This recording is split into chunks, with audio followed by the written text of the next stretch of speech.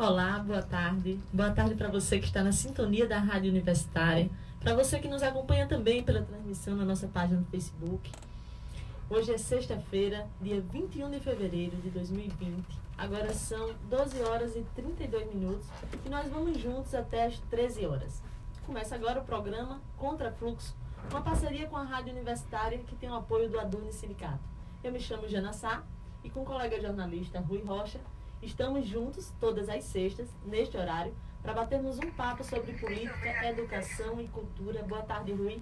Boa tarde, Jana. Boa tarde, ouvintes. É uma alegria estar com vocês nesta sexta, já em ritmo de carnaval, né, Jana?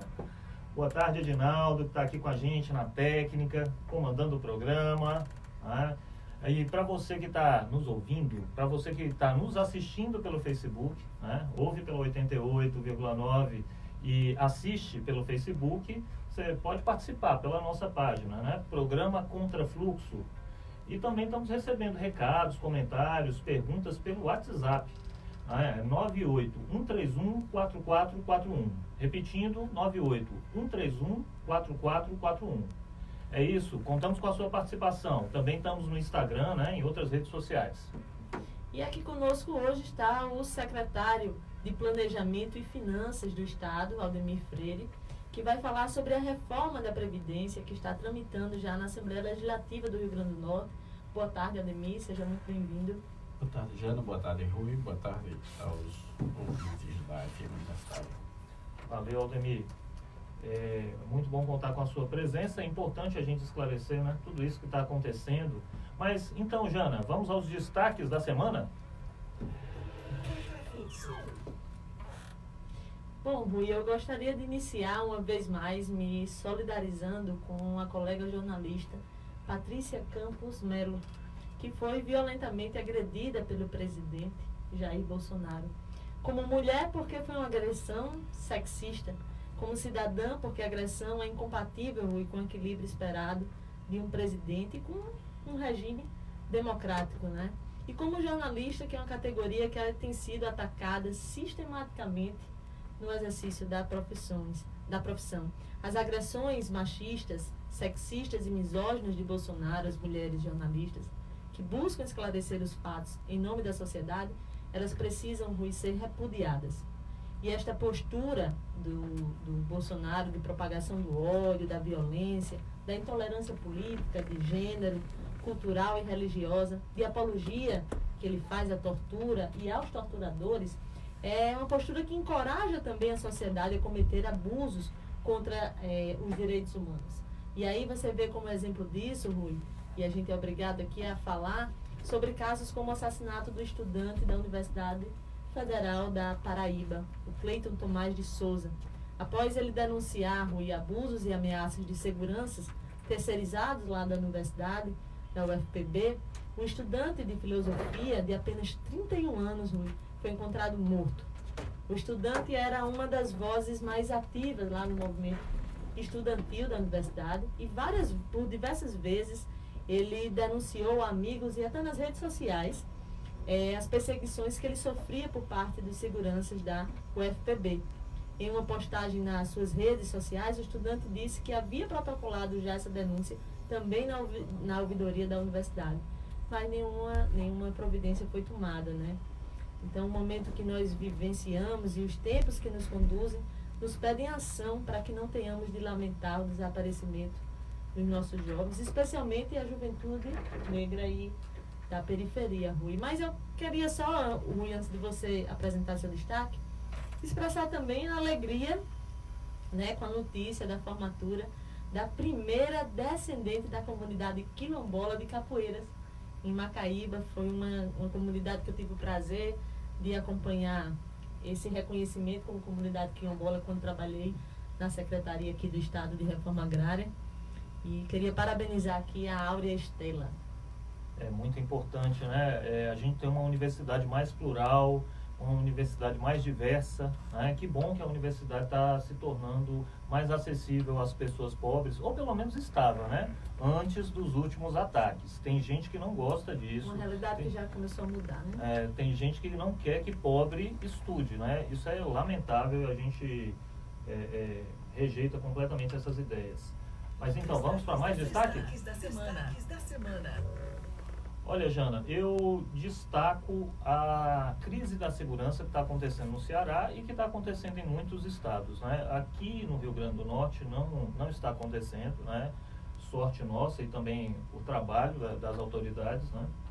Mas no Ceará, um grupo de homens encapuzados fechou a base da Coordenadoria Integrada de Operações Aéreas, né, CEOPAER, na madrugada de hoje, no município de Sobral, ali na região do Cariri, interior do Ceará. Segundo o coronel Colares, comandante do 3º Batalhão de Policiamento de Sobral, os homens secaram os pneus de carros e motos da polícia que estavam na unidade. O local é onde o senador Cid Gomes foi transferido, né? É de onde o senador Cid Gomes foi transferido para Fortaleza, após ser baleado durante um protesto de policiais na cidade. Muitas pessoas acompanharam, né, essa tensão que houve entre os policiais e representantes do Estado, né, encabeçados aí pelo senador Cid Gomes. Né? Foi uma atitude intempestiva do senador, né?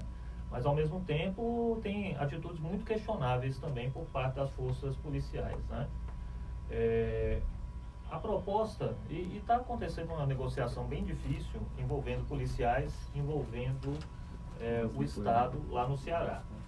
A proposta do governo é aumentar o salário de um soldado da PM dos atuais R$ 3.200 para R$ 4.500 em aumentos progressivos até 2022. O grupo de policiais que realiza as manifestações reivindica que o aumento seja de R$ 4.500 já este ano, né? Quer dizer, o governo está negociando, ainda assim estão acontecendo essas manifestações, né? Eu lembro que a Constituição Federal de 1988, tão surrada, né, tão vilipendiada, tão agredida, proíbe greve das Forças Armadas e da PM. O ministro do STF, Ricardo Lewandowski, vê com extrema preocupação esse motim, né? Já o ministro Alexandre de Moraes defendeu punições para os envolvidos. O que acontece? É preciso definir o papel das polícias, enfatizando que todo servidor público deve honrar o seu nome, né? Deve servir ao público, né? Deve se subordinar ao povo. Historicamente, as polícias foram utilizadas como instrumento exclusivo de defesa da propriedade, atendendo apenas aos ricos. Não podemos deixar que as polícias ataquem ainda mais o que sobrou, né, os escombros da democracia no Brasil. A gente já viu tantos ataques à Constituição, tantos ataques às instituições, não podemos tolerar outras agressões, né? As reivindicações salariais são justas, mas devem ser pauta de negociações e não servir de desculpas para motins, né? Veja que a Constituição proíbe greve de militares, né? E ao mesmo tempo, e isso já nem é mais uma greve, né? As agressões que a gente está vendo no Ceará passam bastante no ponto de uma greve, né? São policiais armados, são policiais assediando outros policiais, né? Inclusive circulou recentemente a notícia, né? Uma viatura policial foi tomada por um grupo de policiais amotinados, né? Um grupo de policial lutando contra policial. Por sorte, houve um certo bom senso, né, do policial que foi agredido no caso, e não houve violência, ninguém saiu ferido, né, ao contrário lá da situação envolvendo o Cid Gomes, né? Então é preciso muito bom senso, as reivindicações são para serem pauta de negociações, não são para servir como desculpa para motins, né? É lamentável que políticos de direita estejam se aproveitando da situação para tirar proveito eleitoral, né? Então, assim, é preciso ter muita responsabilidade, né? As polícias em nosso país têm um histórico de autoritarismo que precisa ser revisto, precisa ser superado. A gente precisa passar as nossas polícias a limpo, né? Por sorte, a gente tem muitos policiais sérios, comprometidos, que buscam servir à sociedade, né? Que são pessoas honestas e estão comprometidos em democratizar as corporações policiais. Mas, infelizmente, há aqueles que querem desviar a função das polícias, usar para seus próprios interesses, e isso é inadmissível. Exatamente, Rui. Rui, há também um tema que eu gostaria de tratar hoje, que é a proposta americana de revisão dos direitos humanos. O governo dos Estados Unidos ele está preparando, Rui, uma redefinição do que são direitos humanos, num processo que, pelo poder que tem os Estados Unidos, né, em todo o mundo, deverá ter um impacto global. Trata-se de um esforço inédito para colocar limites às novas reivindicações dos direitos humanos e realizar a maior revisão do termo desde a assinatura, em 1948, da Declaração Universal dos Direitos Humanos, uma espécie de bússola da humanidade depois dos horrores da Segunda Guerra Mundial. E aí a gente sempre ouve aquela conversa, né, Jana? Direito humanos para humanos direitos. Não, direitos humanos são para todos. Né? Direitos humanos não é só para o preso. Agora, o preso também tem que ter seu direito respeitado. Agora, se você desrespeita os direitos daqueles que estão penalizados, você desrespeita também o direito à educação, o direito à saúde, o direito a um serviço público de qualidade. Então, ou você defende todos os direitos humanos para todas as pessoas, ou não tem direitos humanos para ninguém, né? Isso, Rui. Como essa proposta dos Estados Unidos afetará os direitos humanos, é difícil de dizer. Mas as tentativas de Trump no âmbito internacional, ele não contém referências à proteção dos direitos humanos. O seu governo ele tem restringido o funcionamento da sociedade civil, com medidas repressivas à liberdade de imprensa, de perseguição a dissidentes, de discriminação a grupos religiosos minoritários e à população LGBTQI+. Com o Partido Republicano de Trump controlando o poder legislativo, o seu governo e o Congresso já conseguiram aprovar leis, implementar regulamentos e executar políticas que violam ou que prejudicam os direitos humanos. O seu governo retrocedeu, por exemplo, iniciativas destinadas a reduzir as altas taxas de encarceramento nos Estados Unidos. Implementou uma série de políticas de anti-imigração e contribuiu para enfraquecer o Programa de Seguridade Nacional, que ajuda os cidadãos estadunidenses a ter um acesso à assistência médica, incluindo aí importantes serviços de saúde reprodutiva para mulheres, por exemplo. Portanto, essa medida, essa mudança dos direitos inalienáveis seria uma medida, na verdade, para restringir o direito e as obrigações que o governo tem de proteger certas áreas. E aí aqueles que estão nos ouvindo podem perguntar, mas onde os direitos humanos começam? Rui, é preciso a gente entender que eles começam em lugares próximos, em lugares pequenos, é em casa, é no trabalho, na escola, na universidade, no transporte coletivo. É nestes lugares onde nós buscamos igualdade de justiça, igualdade de oportunidades e igual dignidade sem discriminação. Ora, mas se esses direitos eles não tiverem significado nesses pequenos e próximos lugares, eles têm pouco significado também em qualquer outro lugar. Então não existe, Rui, como você colocou, não existe essa de discutir qual direito é mais importante.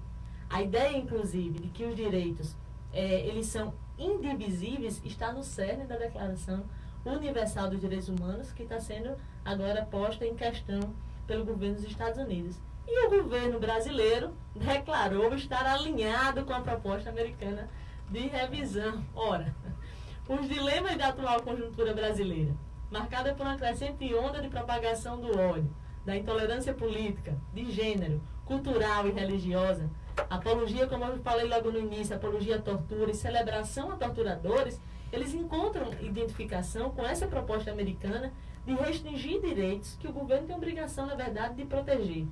É um período, Rui, muito sombrio para os direitos humanos em todo o mundo e é preciso entender que, diferentemente dos tradicionais ditadores, os atuais violadores dos direitos humanos, eles emergem em ambientes democráticos, né? Começa aí minando a democracia com a demonização das minorias vulneráveis para conquistar o apoio popular, né? E depois enfraquecem as instituições do poder público, que formam, na verdade, os pilares do Estado de Direito. E dessa forma, as democracias, mesmo as mais consolidadas no mundo, mostram-se vulneráveis a essa demagogia e a essa manipulação. É o caso do Brasil, né? Um estudo da Organização das Nações Unidas, que analisa a situação dos direitos, ele apontou ano passado, Rui, mais de 240 recomendações para o Brasil. E entre as sugestões que o Brasil recebeu para melhorar a situação dos direitos humanos no país, estão aí recomendações de longa data relativas à situação das mulheres, dos povos indígenas, da população negra, da população LGBTQI+, pessoas com deficiências, imigrantes.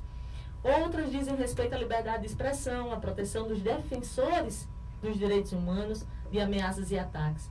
Mas não é o que a gente tem acompanhado no país, né?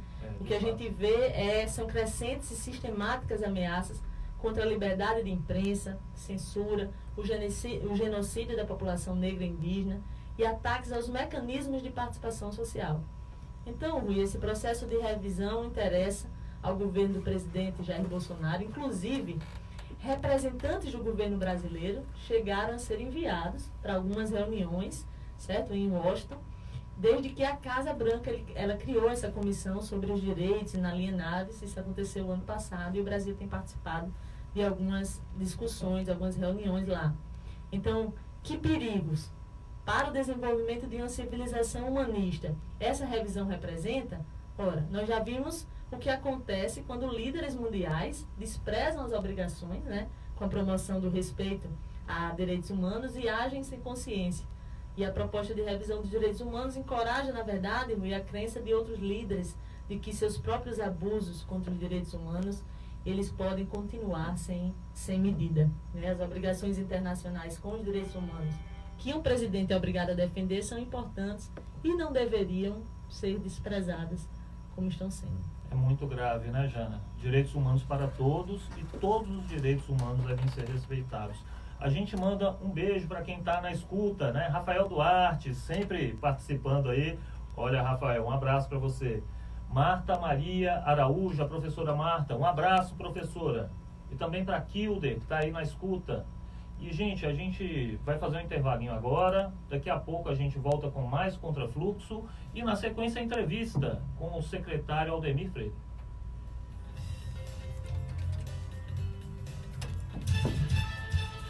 Estamos apresentando Contrafluxo.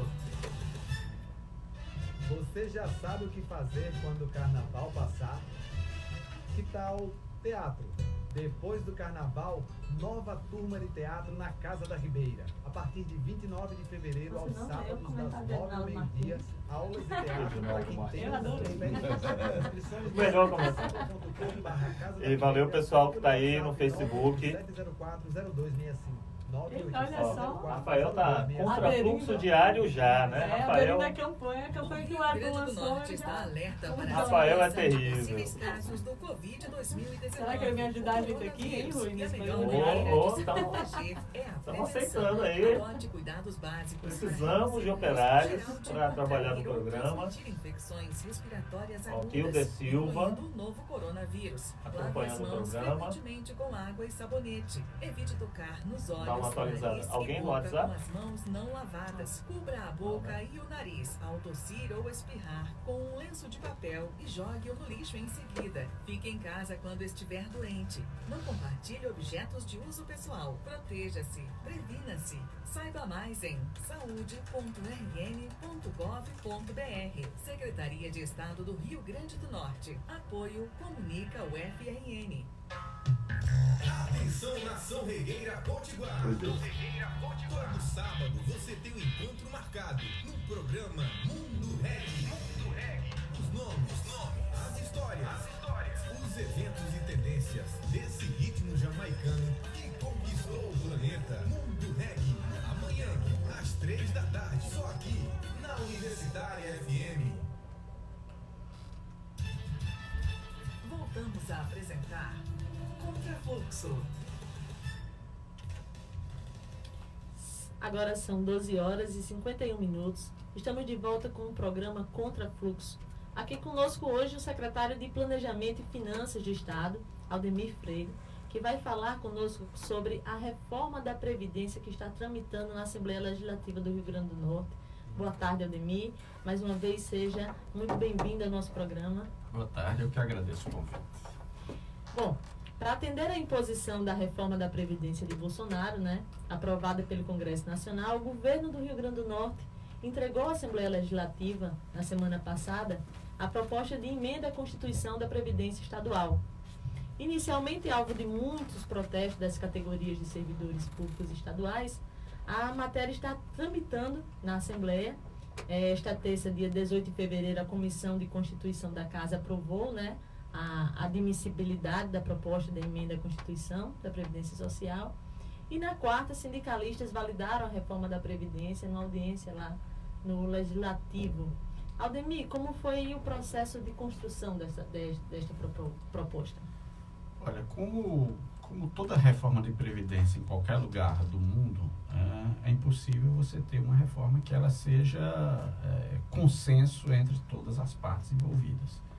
Até porque toda reforma da previdência geralmente afeta milhares de pessoas e não afeta apenas no momento, né? Afeta, às vezes, para uma vida inteira. Quem está entrando no serviço público agora, por exemplo, vai aí viver pelos próximos, talvez, 50 anos sob um regime previdenciário que você está definindo agora, que provavelmente passará por novas mudanças no futuro. Regimes previdenciários, constantemente, eles são reformados porque a realidade vai se alterando.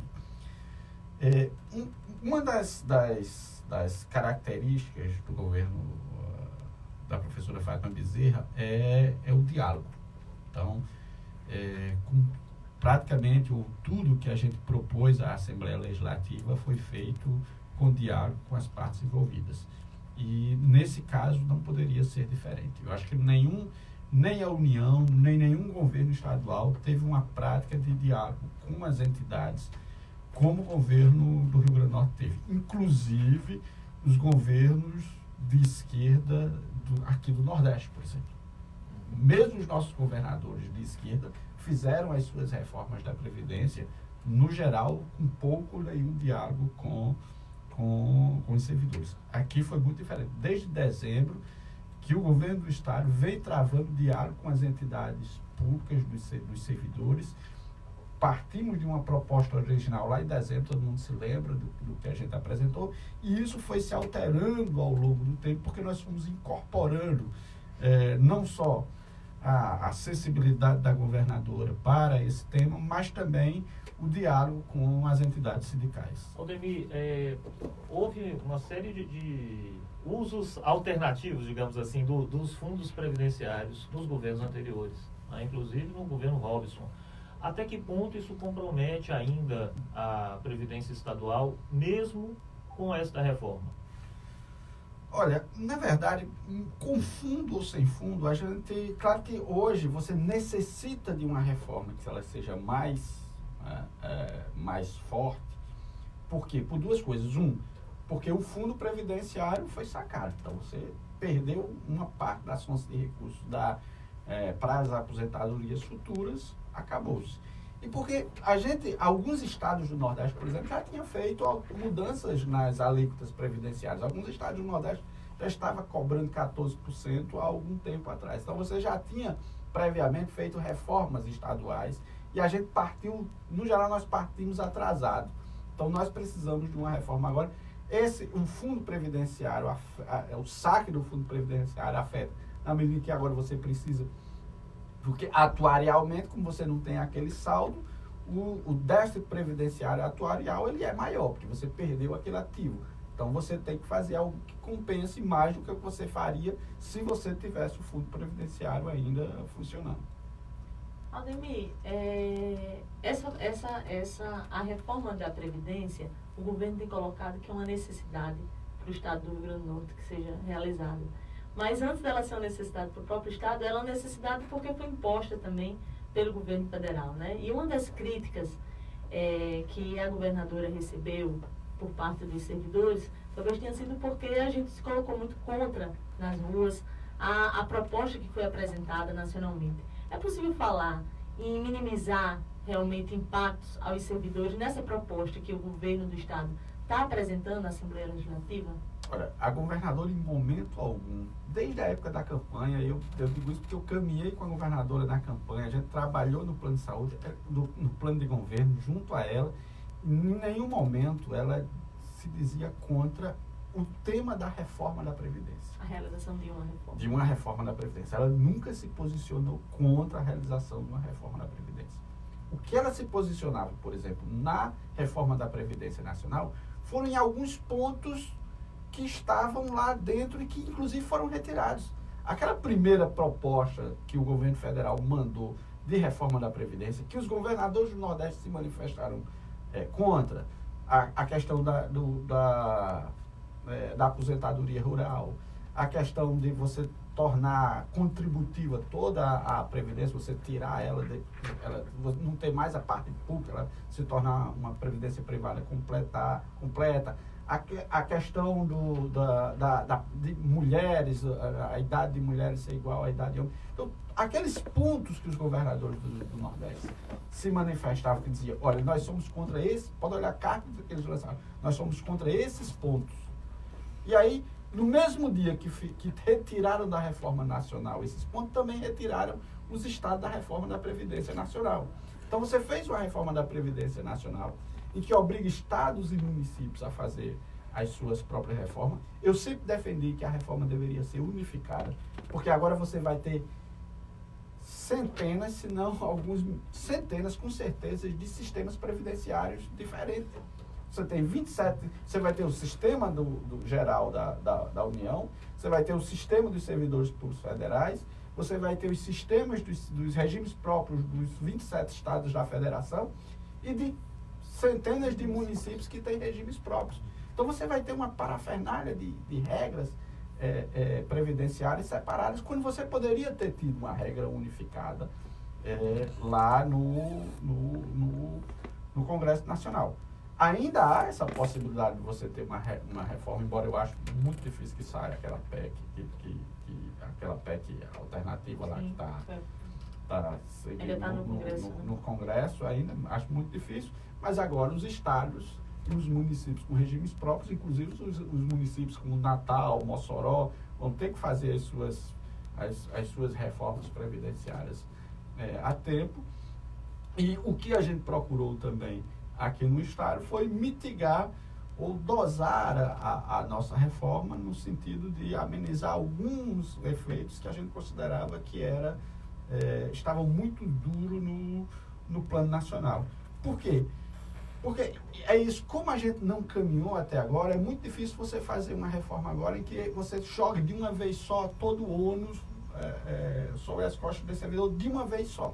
Então, nós estamos fazendo uma reforma em que e tem alguns pontos que a gente deu uma amenizada. Por exemplo, aquela história da subida da idade das mulheres, que vai de 55 para 62 anos na nacional, sobe 7 anos a aposentadoria de mulheres na nacional. A gente aqui fez com 5 anos, ou seja, sobe 5 para homens e sobe 5 para as mulheres também. A questão das pensões, que nacionalmente também ficou algo absolutamente draconiano, o acúmulo de pensões, a gente aqui também fez uma dosagem na forma, e a forma também de calcular a aposentadoria. A gente também está num sistema de cálculo de aposentadoria que o servidor aqui é menos afetado do que a reforma nacional. Então, nós procuramos dosar uma reforma que ela não fosse tão draconiana quanto a nacional, mas que também ela fosse uma reforma que trouxesse efeitos financeiros objetivos. Porque há um fato, nós temos um déficit previdenciário no Estado que precisa, de alguma forma, ser amenizado. Precisa ser enfrentado. A maior alíquota ficou em 16%, é isso? Isso, 16% para quem ganha acima de 15 mil. Lembrando que as alíquotas, elas são semelhantes ao imposto de renda. Então, elas são alíquotas naquelas faixas. Né? Então, você paga a alíquota de 16%, por exemplo, apenas a parte do salário que exceder aos 16%. Então, foi um outro princípio que a gente resolveu adotar, que foi o princípio da progressividade. Inclusive, existe toda uma discussão, inclusive no meio sindical, existe a discussão, por exemplo, de uma reforma tributária progressiva. A gente trouxe para dentro da reforma previdenciária o princípio da progressividade. A menor alíquota ganha mais, pode ter que pagar mais, em 12%. É isso, Aldemir. É muito importante a gente enfrentar essas questões. Agora, rapidinho, a gente já está bem no final da entrevista. A gente sabe que pensar a previdência, pensar a tributação é muito importante, mas é preciso movimentar a economia. Né? Você acredita que esse ano o Rio Grande do Norte vai ter boas notícias em termos de crescimento econômico? Olha, nós não somos uma ilha, certo? A gente tende a crescer aqui semelhante no ritmo aproximado do crescimento da economia brasileira. Então, eu calculo hoje que o Rio Grande do Norte deve crescer em 2020 entre 1,5% e 2%. Provavelmente, no ano passado, tenha crescido em torno de 1%. Mas a gente ainda é uma economia que com todas as economias, ela não é isolada. A gente não vai conseguir crescer 5%, 6%, enquanto a economia brasileira não vai crescer isso. Então, obviamente que se a economia brasileira estivesse crescendo num ritmo muito mais acelerado, a gente também estaria num ritmo mais acelerado de crescimento. Então, a gente não é uma ilha, a gente segue mais ou menos a trajetória de crescimento da economia nacional. Se a economia nacional cresce bem, a gente cresce bem também. Se a economia nacional cresce lento, a gente cresce no ritmo da nacional. Bom, nós conversamos agora com o secretário de Planejamento e Finanças do Estado, Aldemir Freire. Aldemir, obrigado mais uma vez pela sua participação aqui no programa Contrafluxo. E agora vamos de destaques da cultura. Contrafluxo, momento cultural. Bom, o final de semana carnavalesco está chegando e em todo... Bom, final de semana carnavalesco chegando e em todo o Brasil... o que vai se observando, Rui, né, nesta que é a maior festa do planeta, obrigada, Ademir, é a sua politização. As fantasias vão ganhando a realidade nua e crua e as ruas vão se vestindo, Rui, de bandeiras de luta para reafirmar a resistência e a diversidade do povo brasileiro aos retrocessos do governo Bolsonaro em todas as áreas. A agência Saiba Mais fez um levantamento dos blocos carnavalescos em Natal que prometem dar um tom mais politizado ao carnaval da capital potiguar. Então vamos aos blocos, Rui? É isso aí, né? Tem o vermelho é a cor mais quente, né? Que chega neste carnaval para rasgar a censura. Muito bacana esse bloco. O Acorda Kluber, né? Que reivindica o hoje colorido Beco da Lama como espaço cultural. Por sinal, é um processo bem interessante, né? O Frank Aleixo, né? E várias figuras movimentam aquele espaço, né? Até de uma forma de resistência mesmo. Sim. Muitas vezes sem o respaldo do Estado, né? Tem aí também, Rui, o bloco Maria Bonita, Opa. Que traz a representação da figura da resistência feminina no Nordeste. É um grupo formado aí pela União Brasileira de Mulheres, aqui de Natal. Aí o bloco Poetas, Carecas, Bruxas e Lobisomens, esse eu acompanhei lá do comecinho, né? 16 anos atrás. Bonecos característicos, diversidade de público, né? Este homenageia a escritora Nízia Floresta, que é um bloco lá de Ponta Negra, muito bacana.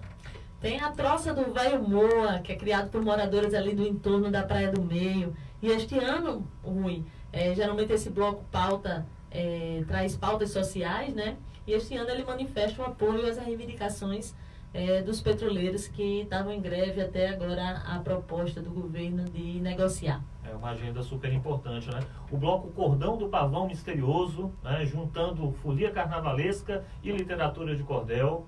E a Turma do Boneco, que a gente trouxe aqui até Roberto Monte, ganhamos um bottom do bloco do Boneco. É uma tentativa, Rui, de denunciar a farsa da prisão do ex-presidente Lula, aproximando essa pauta, né, ao cidadão comum. É uma iniciativa muito bacana aí do Roberto Monte. E tem o bloco do Goiamum, né? O bloco Goiamum chamando os foliões para vestirem fantasias inspiradas no cinema, né? Cinema, no audiovisual, né? Num tempo em que o cinema está sendo tão perseguido pelo governo, né?